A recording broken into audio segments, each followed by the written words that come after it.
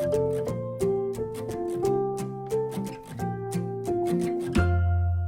guys, it's Miss Sam from the Asheboro Public Library Children's Room, and today we have another Imagine Your Storytime.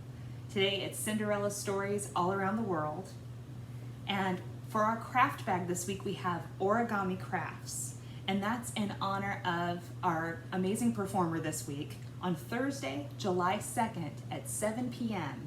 we have Yasu Ishida.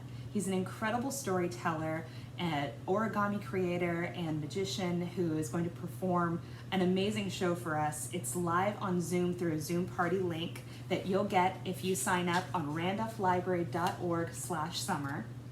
Inside our craft bag for the week is a flyer for the Dreamers Carnival performance that Yasu Ishida will be doing. So I'll put the link in the description of this program, but we also have the flyers in our craft bags for this week.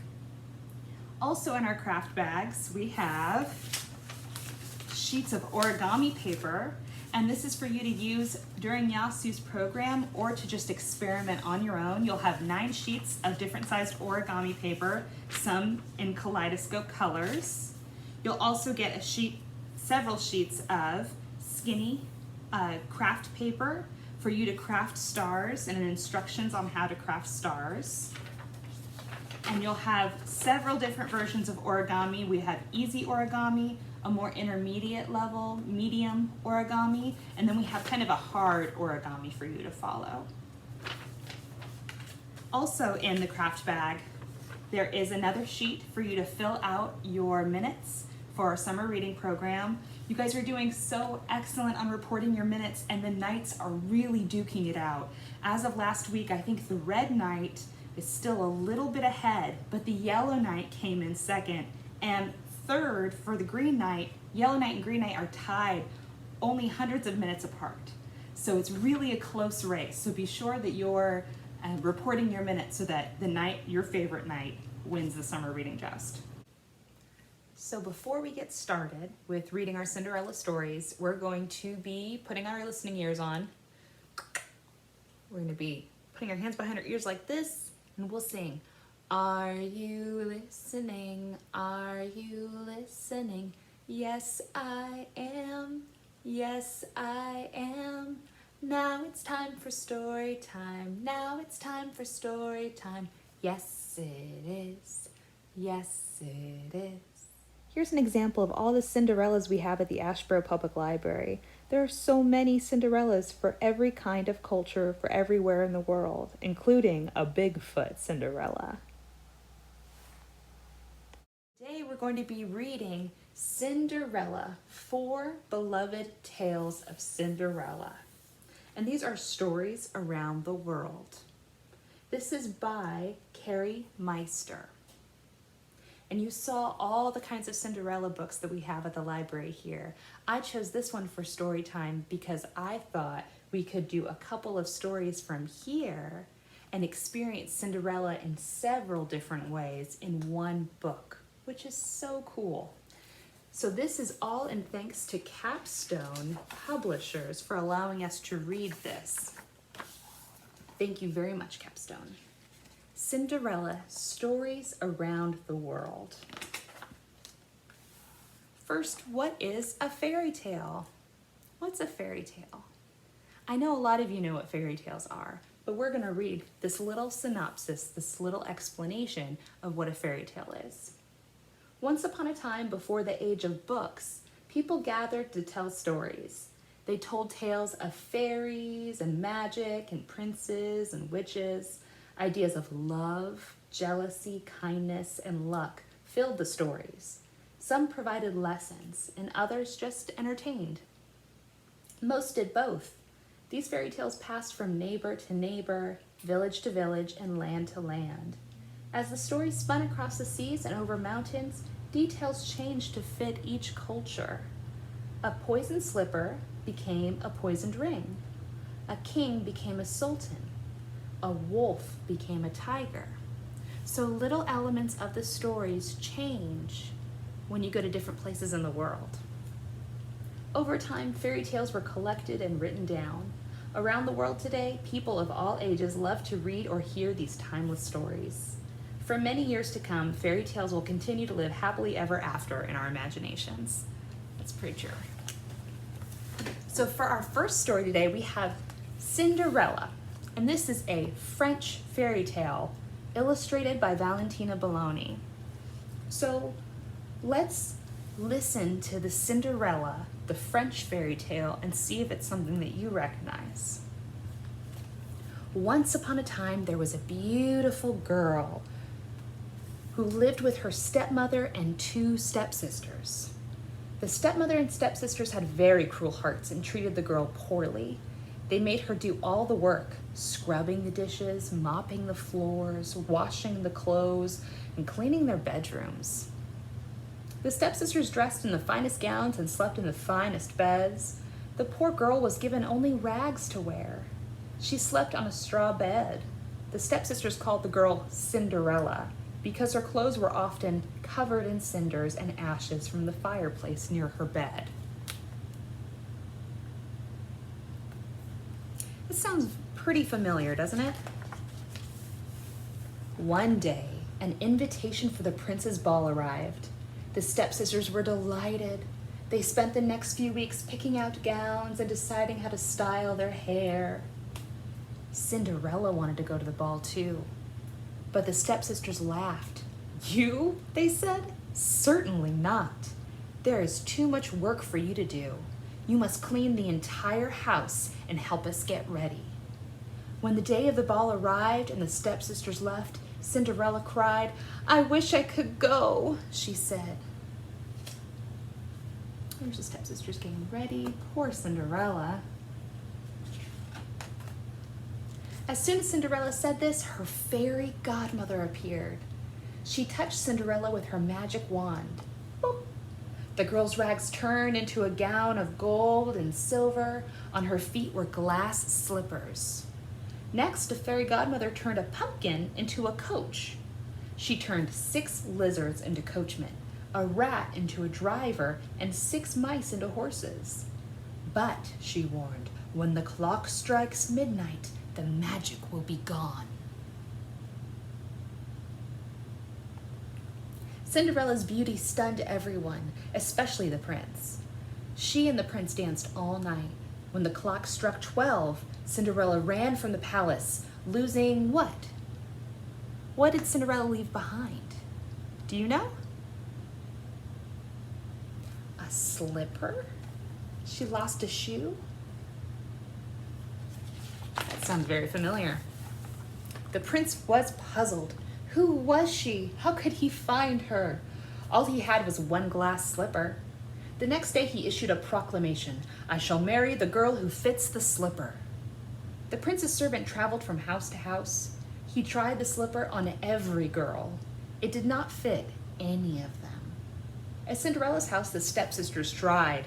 When the slipper did not fit, Cinderella asked, "May I try?" It fit perfectly. Cinderella's godmother reappeared and touched Cinderella with her wand. Boop! The rags were once again changed into fine cloth, and 2 days later, Cinderella and her prince married and lived happily ever after. The end. So that Cinderella story, that French fairy tale, sounds a lot like the Cinderella story that we know, and a lot like the Disney version of Cinderella, right? Now, what about this Cinderella story? This one is a little bit different, and I'd like you to pay attention to the differences that you see from this Cinderella and the one we just read. This one is called Little Burnt Face. The illustrations are by Carolina Farias. This is a fairy tale from the Micmac tribe of North America. Once upon a time, there lived a widower and his 3 daughters. They lived in a large village by the side of a lake. The oldest daughter was mean. The middle daughter thought only of herself.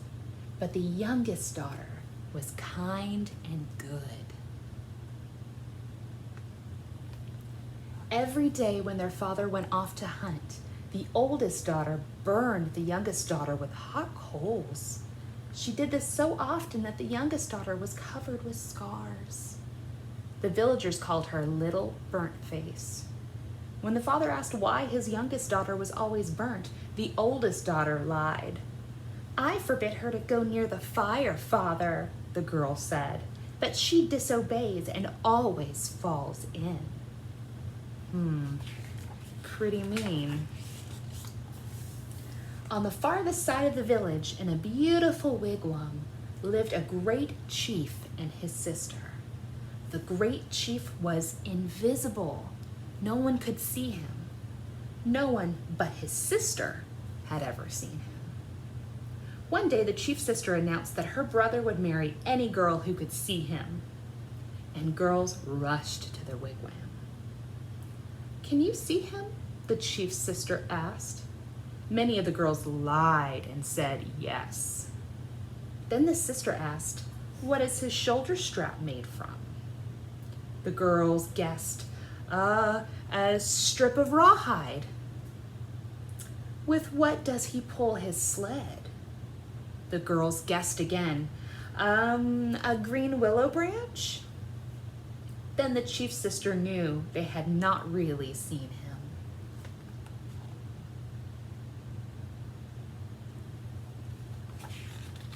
Oh, and there's the chief right there, invisible. The next day, the widower's two older daughters went to the chief's wigwam. Little Burnt Face wanted to go too, but she had nothing to wear but rags. So she ran into the woods and peeled bark from the birch trees. She made herself a dress, a cap, and leggings. She borrowed her father's moccasins for her feet. Isn't that beautiful? When Little Burnt Face got to the wigwam, she gasped. The great chief was there, and she could see him. The chief's sister asked, "What is his shoulder strap made from?" Little Burnt Face's sisters answered, "A strip of rawhide?" But Little Burnt Face said, "Oh no, it's the Milky Way." "And with what does he pull his sled?" The older girls answered, "A green willow branch?" But Little Burnt Face said, "No, it's a rainbow."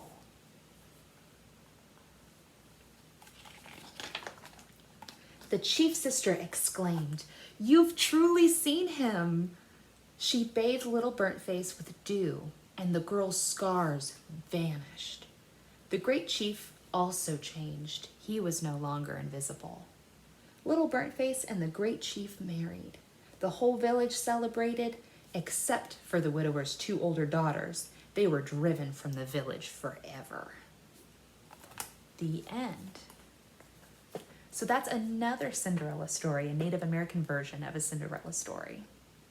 So what are the same things that happen in the last Cinderella, the French fairy tale, and the Cinderella we just read, the Native American story?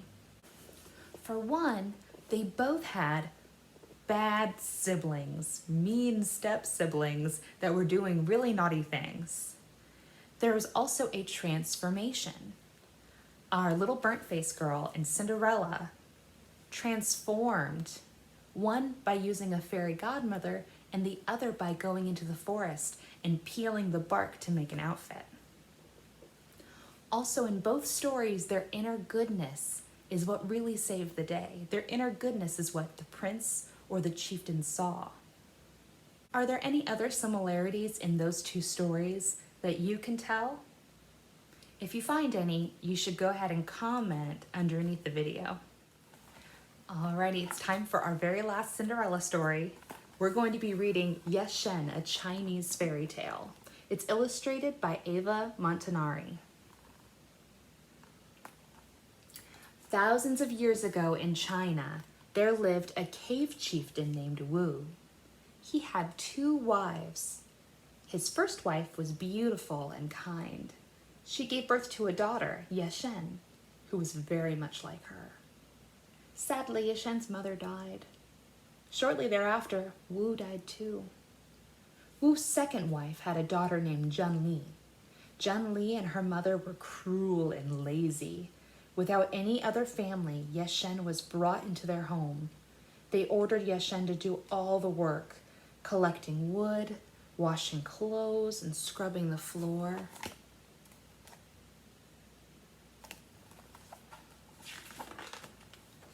Yeshen's only comfort was a golden fish that lived in the lake near the cave.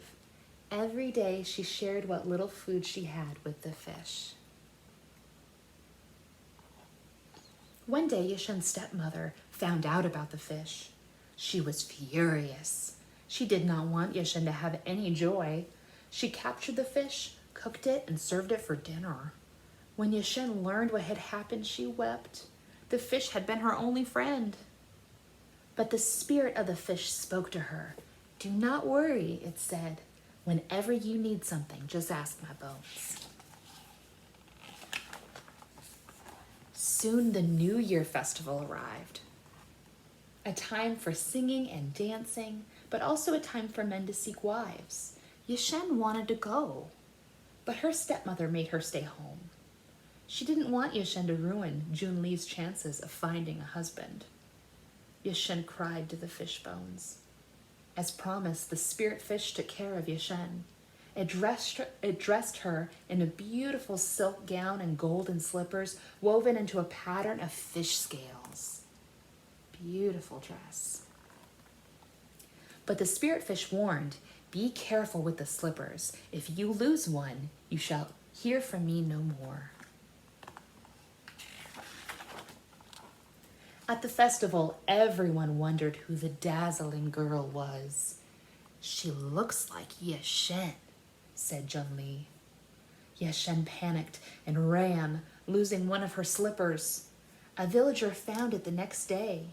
He sold it to a merchant, who then brought it to the king. The king marveled at the tiny slipper.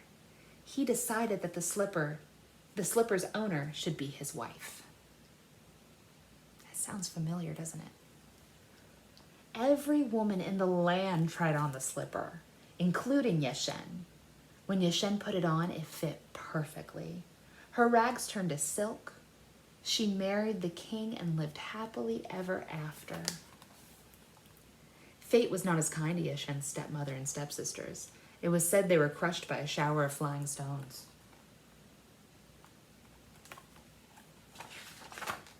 The end.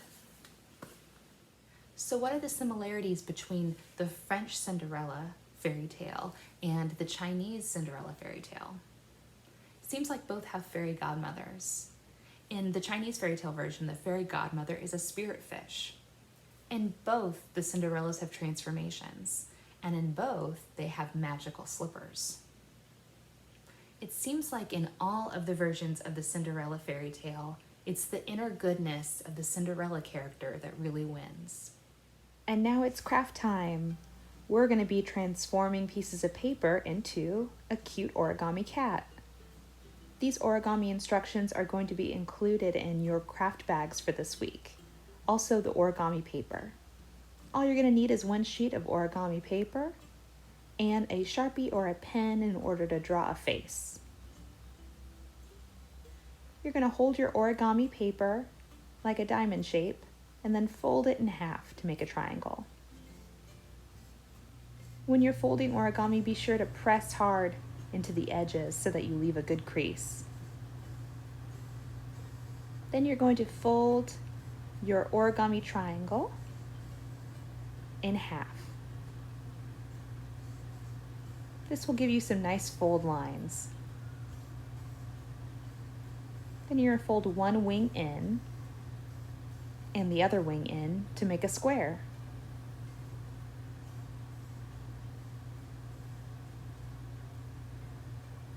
You're going to use one wing and fold it up to create sort of a cat ear on the side and a cat ear on the other side. And it looks a little bit like a mountain formation. And then you'll pull the middle mountain down about 1/3 of the way. And when you turn it over, you've got a cat. The last thing to do is to draw eyes, a nose, a mouth, and whiskers. Give your cat some personality.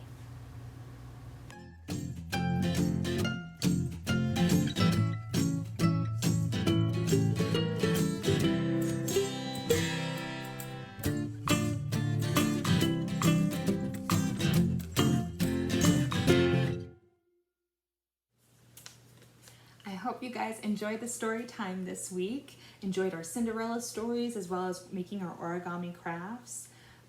Do be sure to come and pick up an origami craft bag this week. We're open Monday through Thursday.